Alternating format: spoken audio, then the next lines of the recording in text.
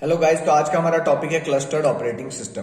तो clustered operating system होता क्या है? बेसिकली क्लस्टर्ड ऑपरेटिंग सिस्टम होता है कॉम्बिनेशन होता है मल्टी प्रोसेसर और डिस्ट्रीब्यूटेड ऑपरेटिंग सिस्टम का।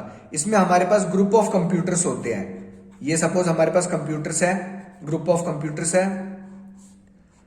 इन सबके पास अपनी अपनी अलग इनपुट आउटपुट डिवाइसेस होते हैं, अपने अपने अलग इनपुट आउटपुट डिवाइसेस हो गए,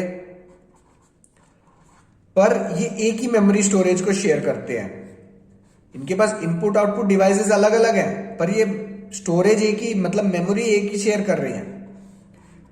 एक ही टास्क पे काम करते हैं। ये हम एक टास्क को ग्रुप ऑफ कंप्यूटर्स, मतलब जितने हमारे पास कंप्यूटर्स है, सिस्टम्स है, उतने पार्ट में डिवाइड करके एक एक को एक एक प्रोवाइड, एक एक को एक एक प्रोसेस या जॉब दे देते हैं उसकी, वो एग्जीक्यूट करते हैं और वो वापस हमारे सिस्टम को प्रोवाइड करते हैं एग्जीक्यूट करने के बाद कि भाई हमने एग्जीक्यूट कर दिया और ये था इसका आउटपुट।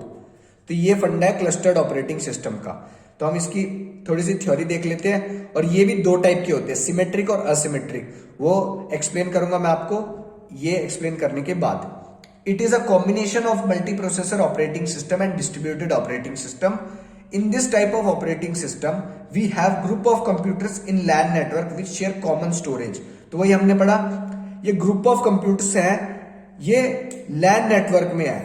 ये सारे एक LAN नेटवर्क में है और जो एक मेमोरी स्टोरेज को शेयर कर रहे हैं और ये एक कॉमन टास्क के ऊपर काम करते हैं, जिस टास्क को हम नंबर ऑफ जॉब्स में डिवाइड करके इन सिस्टम्स को प्रोवाइड कर देते हैं और ये उसके बाद उसको एग्जीक्यूट करके हमें वापस दे देता है। They have different input output devices, processor etcetera, but same memory. इनके प्रोसेसर्स अलग अलग है, इनपुट आउटपुट डिवाइसेस अलग अलग है, पर मेमोरी स्टोरेज सेम है।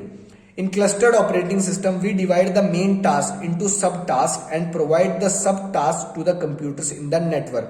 मतलब मेन टास्क को हम डिवाइड कर देंगे जितने हमारे पास ग्रुप ऑफ कंप्यूटर्स है उनमें, और उन सारे कंप्यूटर्स को एक एक सब टास्क दे देंगे कि भाई इसको परफॉर्म करो, और ये परफॉर्म करने के बाद आउटपुट हमारे सिस्टम को प्रोवाइड कर देंगे, हमारा सिस्टम यूजर को प्रोवाइड कर देगा। ठीक है।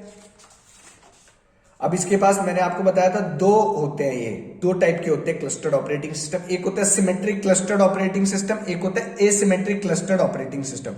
तो पहले मैं आपको समझाऊंगा एसिमेट्रिक ऑपरेटिंग सिस्टम। थ्योरी समझाने से पहले मैं आपको इसको क्लियरली डायग्राम से समझा देता हूं क्या होता है। पहले मैं समझाता हूं आपको एसिमेट्रिक क्लस्टर्ड ऑपरेटिंग सिस्टम क्या होता है। इसमें हमारे पास नंबर ऑफ नोड्स होती है। नंबर ऑफ नोड्स मतलब कुछ नहीं, नंबर ऑफ नोड्स मतलब सिस्टम्स। ये हमारे सिस्टम्स हो गए और ये हमारा एक सिस्टम हो गया। ये सिस्टम हमारा आइडल होता है और ये सारे हमारे काम कर रहे होते हैं। ये सिस्टम का क्या काम होता है? ये इन सबको मॉनिटर कर रहा होता है। ये इन सबको मॉनिटर कर रहा है कि भाई ये अपना काम ठीक से परफॉर्म कर रहे हैं नहीं कर रहे, मॉनिटर कर रहा है। और अगर इसमें कोई सिस्टम फेल हो गया, सपोज ये सिस्टम फेल हो गया, तो अब इसका टास्क कौन परफॉर्म करेगा? ये जो हमारा आइडल, जो हमारा जो नोड है ना, ये सिस्टम है जो आइडल बैठा है, ये इसका काम करेगा। तो ये होता है एसिमेट्रिक क्लस्टर्ड ऑपरेटिंग सिस्टम की वर्किंग, ये होता है। अभी आ गया हमारा सिमेट्रिक क्लस्टर्ड ऑपरेटिंग सिस्टम। इसमें क्या होता है? इसमें हमारे पास नंबर ऑफ नोड्स है, मतलब सिस्टम्स है। ये सारे सिस्टम एक दूसरे को मॉनिटर कर रहे हैं, ये सब एक दूसरे को मॉनिटर कर रहे हैं।